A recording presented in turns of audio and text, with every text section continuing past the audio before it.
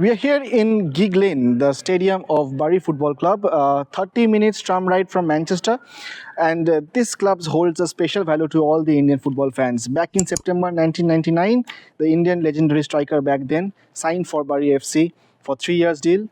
He had his time with Bury AFC. It was a challenging task for the Indian striker, top striker back then, to cope up with the standards of the English Football League. But he still he had his chances with the first team. Played a couple of league games, multiple friendlies and warm-up games, but it was one move that actually revolutionized Indian football. After Bhaichung Bhutia signing for Bury FC in 1999, we had seen multiple other players going abroad. Sunil Chhetri in Sporting Lisbon B, Gurpreet Singh Sandhu in Stabæk in Norway. Sandesh Jingan tried out his luck in Croatia.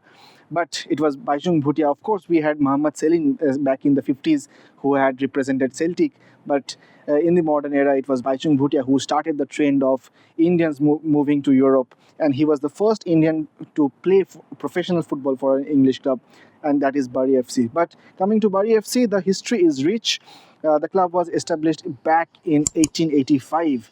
But it has always been a club playing in the perhaps in the second and third tiers of English football. But in the 2010, in that period of time, they had some financial constraints and some financial mismanagements led to the expulsion of Bury FC from the EFL League 2 in 2019.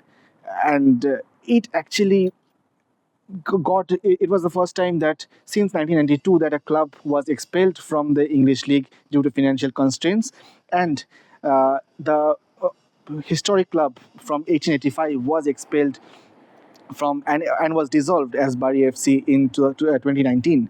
But after that, the revival started. The Supporters Association actually came up with a new club, the Bury AFC Association Football Club, and it started their journey from the Western Conference League Division 1, which is the ninth tier of English football.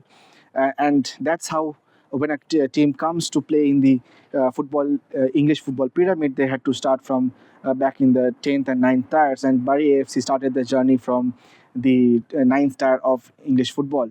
And after that, in the current season, Bury FC, how the name changed, I will come to that, but Bury FC got promotion to the Northern Premier League in the 8th tier. But in 2022 and 23 season, the Supporters Association thought that it's time to get back the old club with the old name Bury FC, and they had created the Bury FC once again. They got sponsorships and they got investments from the Supporters Association, and they revived the club and merged it with the Bury AFC, the ongoing team that was playing the league back then. And the new Bury FC club was formed back with the old logo and the old identity from the 1885, and that's the story of revival of Bury FC. It's fascinating how the community as a whole came together to revive their beloved club, because it's a small town in Bury in this part of the world, in this part of the country, and the community works as a unity. And it was the fans who revived their old club, merged it with the ongoing Bury AFC, and now we see, as you can see, Bury Football Club, and that's the story of Bury FC's revival.